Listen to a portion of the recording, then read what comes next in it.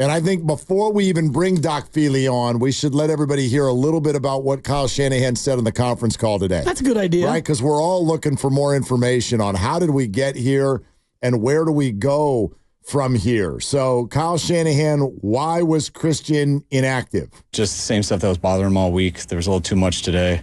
Game time decision. He came in, just talking to him about it. It was still there. Thought it was going to be smart to keep him out, and glad we did. Okay, so that is from last night after the game. Conference call today. Update on CMC's calf. Well, yes, I believe they're similar. I know it was a calf then, and it's a calf now. You guys could ask Christian more on that.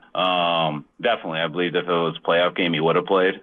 But when it's not just the calf, it's the Achilles, and the Achilles is tendonitis, and that stuff comes and goes. And when it is acting up, it's something you got to be very careful about. Christian's very diligent about that stuff, and if it was a playoff game, he made it very clear to me he believed he could go. But when you hear that type of stuff and it's not a playoff game and it's week one, and especially when you're dealing with the lower extremities like that, it was a tough decision, but hearing all the words and stuff, in the long run, it made it easy. Okay. Achilles tendonitis. That's not good. It's not good. And it's the first time we've heard that term, right?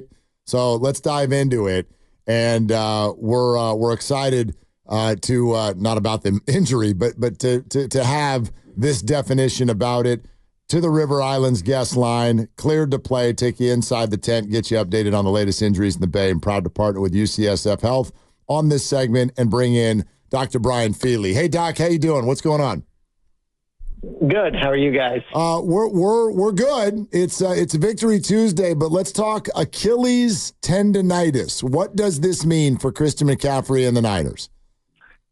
I really don't think it means all that much different than what we were thinking the week before if it was a calf strain. If you look at, I think the best comp for a backfield player for a calf strain was Joe Burrow last year. He was out for the entire preseason. He came out and he started slow. When you have a calf strain, that's kind of on the inside of your calf at the top part of your Achilles. When you have Achilles tendonitis, there's a whole spectrum of problems that can be. It can be very mild to you can't put weight on it. Based on how he's been practicing, this is probably more on the mild side, and they're being conservative on being able to keep him out, knowing that they have a good backup, and he's got an incredibly long season. And I don't think it's honestly all that controversial to say that Jordan Mason might have been told he was a starter and that McCaffrey was probably hoping he was going to play up until the last minute, and then the decision was made he's not going to start and he's not going to play just out of an abundance of caution. And the abundance of caution does not necessarily indicate a severity of injury, right? Tendonitis does not necessarily portend to future traumatic injury. No. Tendonitis, in many ways, a calf strain is going to be just as bad, if not worse, than the Achilles tendonitis. It really just depends on the severity of the tendonitis. All it really means is there's inflammation along the tendon, which as a 28 to 30-year-old running back with a lot of mileage, it's kind of expected he's going to get that at some point during his career, if not this year, next year. So I don't think it's a big deal. He's going to get a lot of treatment for it. I think it's important for him to be able to limit his reps during the season. I think we've seen that in the last couple of years. He's somebody that does a great job at a certain number of reps. And then if we have a suitable backup, that's even better. Doc Feeley is with us. If he's been dealing with this since late in the regular season last year, why has it not gotten better? How does it get better? Yeah, so the problem with any of the tendinopathies in the lower extremity, whether it's your quad tendonitis, patellar tendonitis, or Achilles tendonitis, is once it's there, it tends to just kind of linger, often up to 1 to 2 years.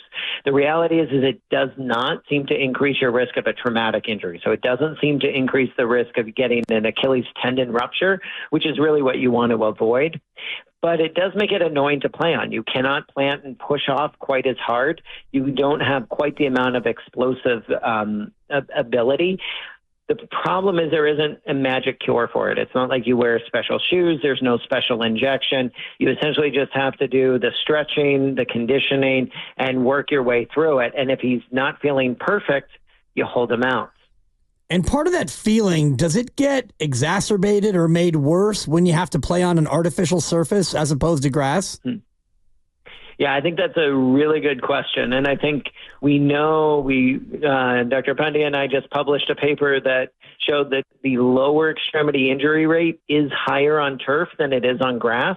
And if I'm playing on turf next week, early in the season, I'm probably going to be a little bit extra conservative because I think it is a little bit riskier and it hurts a little bit more. Grass is softer. Doc, I wonder this. I think Bay Area sports fans are really triggered by this because of Kevin Durant. Are we talking about a similar situation where this is a precursor to something serious, or is it different? So there's no proof that this is a precursor to something serious. So when you look at the literature, does Achilles tendonitis lead to an Achilles tendon rupture? There's no proof for that. The problem is in the literature means you're looking at the average normal person with Achilles tendonitis and Achilles tendinopathy. We're not talking about people that are 7 feet tall and jump for a living or 6'1", 195 pounds and run through a defensive line. So I think in general, we can assume that it's low risk that he's going to get a more serious injury, but we can't rule it out just because the demands on the professional athlete at this level are so much higher than what we typically understand for everyday people. Doc, I don't want to ask you to speculate, but based on everything we're talking about, like what do you think the chances are that Christian McCaffrey, whether it's week 2, week 3, week 4, whatever, when he gets going, what are the chances of him being a 25 touch per game player for the full season? Well, by definition, he's no longer for the full season. But I think he'll probably be able to for the rest of the season once he starts. I think when you look at his usage rate last year, he was 18 to 22 touches a game, maybe up to 25. 28 carries for Jordan Mason was the most a Kyle Shanahan player has ever had in a game. So ideally, you have him in the 15 to 20, and I think that's totally reasonable. I think the other nice thing is as soon as you put him out there, even if he's not the first, second, or third option, he's a decoy because he's so good. So I think once he gets out there, he will play. I think the athletic training staff and the medical staff is doing everything right. You take it slow with him now, especially if you're going to win a couple games with his backup.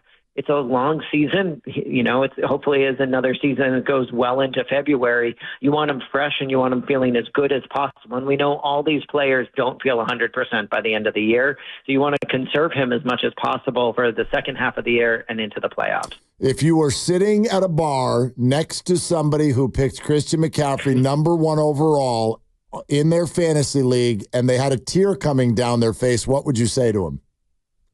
This is why I don't draft 49ers in my fantasy league. I hold them too close to my heart, man. There you go. Well, there it is. There, buddy. Okay. Hey, Doc, thank you very much. That was very, very informative.